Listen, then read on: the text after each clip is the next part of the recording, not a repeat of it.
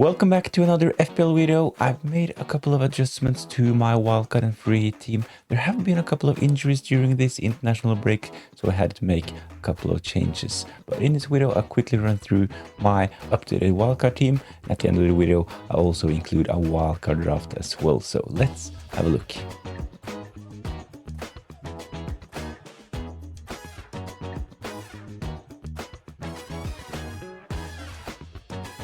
So let's start with the goalkeepers. I've actually made a change in goal. My former team had Raya, the Arsenal goalkeeper, but in this updated team, I have Nick Pope, priced at only 5.1, and he's selected by below 10% of the managers. I think that covering the Newcastle defense is a good idea considering their fixtures. So I still really like the Arsenal defense, but I found another way to cover the Arsenal defense. So in this team, I have Nick Pope in goal, and on the bench, I have Dubravka, the only starting 4.0. I think it makes sense, even if you haven't played, or if you have played your bench boost, I still think that Dubravka is the best option to have on your bench. Starting for Burnley, only priced at 4 million. I know Burnley, they are one of the worst defensive teams, but having a starting goalkeeper on the bench is a good idea. So Nick Pope and Dubravka in goal.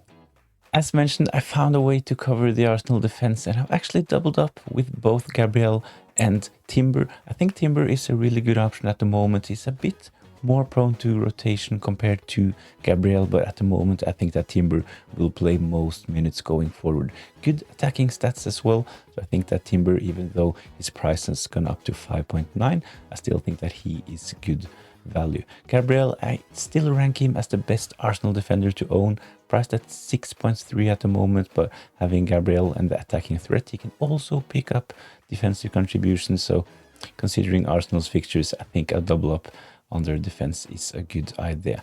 My last defender in this team is actually a punt, Diouf, only priced at 4.4, selected by 3.5% of the managers. But we know West Ham, they have a new manager, Nuno Espirito Santos. He usually does well defensively with his team. So I think that West Ham, considering their fixtures as well, I think that they will do well going forward. Diouf, he has actually managed to get 3 assists so far this season as well, and I think that he will do well going forward. So in defense, in my starting 11, I have Diouf, Gabriel and Timber. On the bench, I have Richards, the Crystal Palace defender. Crystal Palace, they have done well defensively as well, and I think that he is really good value at 4.5. And my other defender on the bench is Rodon, only priced at 4 million, and Leeds, they are actually one of the best defensive teams so far this season. So in defense, in my starting 11, Diouf, Gabriel and Timber, and on the bench I have Rodon and Richards. So as mentioned, injuries have occurred during this international break. One of the most important news is that Enzo Fernandez, he has withdrawn from the Argentina camp and he is back in England. So he is a big yellow flag ahead of game week 8. I'm not sure if it's worth using a transfer on bringing Enzo Fernandez in, and if it's worth taking on a wildcard team. If you have Enzo Fernandez in your team, he's definitely a key for now, but I'm really looking forward to hear what Maresca will say ahead of game week 8. So as you can see, Enzo, he is still in my team. As mentioned, I will wait and see what Enzo Maresca says on the press conference ahead of game week 8. But if Enzo Fernandez will miss game week 8, my plan is to bring in Paqueta and bring in Joao Pedro up front. So at the moment, I will talk about my forwards later, but I have a plan if Enzo Fernandez will miss out. So my other midfielders are Saka, Sar and Semenyo. Semenyo, of course, he is a really safe option at the moment, but if you want to take a punt, you can go for someone else. At the moment, Sar, I think that he is a really good option. He's nailed on for Crystal Palace. They have a couple of tough fixtures, but I think that he is kind of fixture proof at the moment.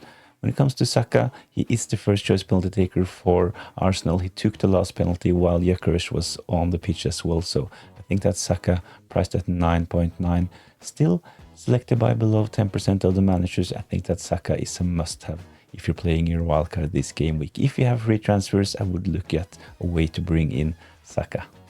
So as mentioned up front in this team, I have Jared Bowen. I think that he is a really good option going forward considering West Ham's fixtures. He is their talisman. He's not on penalty, so one option is if Enzo Fernandez will miss game week 8. I think that having Paqueta and having Joao Pedro up front is a good option as well. So Paqueta, he is the first choice penalty taker for West Ham. So I think that only priced at 5.9, I think that he is a really good option as well. Joao Pedro is actually one of the most sold players ahead of game week 8, but considering the fact that he will start most games for Chelsea, he's actually suspended in the Champions League, so we will get a nice rest next midweek. So I think Joao Pedro is definitely a keep if you have him. I would even consider bringing him in on a wildcard team. So Paqueta, Joao Pedro, a really good option as well, but my first choice would be to have Enzo and Jared Bowen. My two other forwards are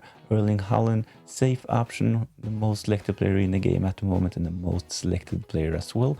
He scored 3 goals for Norway during the international break, so he is really on fire. I see no reason not to have Haaland at the moment.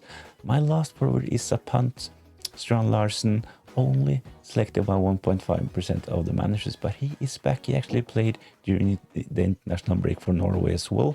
He has played in the last couple of Premier League games. He has been injured. I think this is why his ownership is this low. Only priced at 6.4 and really good fixtures for Wolves coming up. On the bench, as mentioned, I have King. I think that having a 4.5 option on the bench is a good idea. He will let you upgrade in other areas of your team. So really strong team, in my opinion. Pope, Diouf, Gabriel, Timber in defense. I have Semenyo. He's like a shield pick for me. I think that there maybe could be more interesting options, but he has done so well this season, so it's probably better to just have Semenyo in. As mentioned, Sarr, really good option, fixture proof. And we have Saka and Enzo Fernandez in. Haaland, Strand Larsen, Jared Bowen. I think there will be a lot of points for this team going forward. Please let me know what you think in the comments down below. And let's take a quick look at a potential free hit draft as well. Since you're still here, thanks for watching, and please consider giving this video a like. I do weekly videos. I do a Friday night Q&A and deadline streams as well. So if you're interested in this, go subscribe to the channel. But let's take a look at the free hit team. So this is my free hit team ahead of game week 8. Some of the same players, but a couple of differences as well. In goal in this team, I have Donnarumma. I don't really fancy him going forward, but in game week 8, Man City, they are one of the bookies' favorites to keep a clean sheet, so covering the Man City defense is a good idea. The same double up on the Arsenal defense with Timber and Gabriel, and I also have Schär in this team. Really good fixture for Newcastle as well, and he is a threat at attacking set pieces. In midfield, a big punt in Okafor, playing against the worst defense, only selected by 0.5% of the managers. He has looked really good in the last couple of game weeks for Leeds, so I think he will definitely start.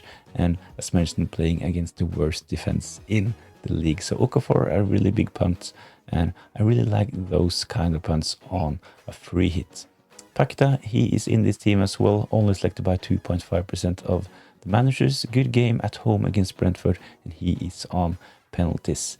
Fulkrug, he is actually injured, so I think that Paqueta potentially can play in a false 9 or right behind Jared Bowen going forward. Saka, he is in. Anthony Gordon as well.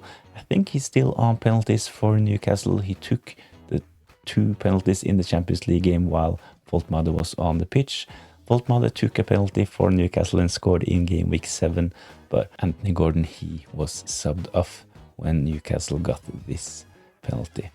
On the bench still Josh King, 4.5. I think that he is a good enabler. Up front in my free team, I have the same front 3, Erling Haaland, and I have the punt on Strand Larsen, and I think that Jared Bowen is a really good option on a free hit as well. So this is my game week 8 free hit team. Please let me know what you think about this team in the comments down below. And if you're interested, go watch my team selection video where I talk about my transfer plans and the captain selection for game week 8 as well. Thanks for watching. Hopefully you enjoyed this video, and hopefully I'll see you next time.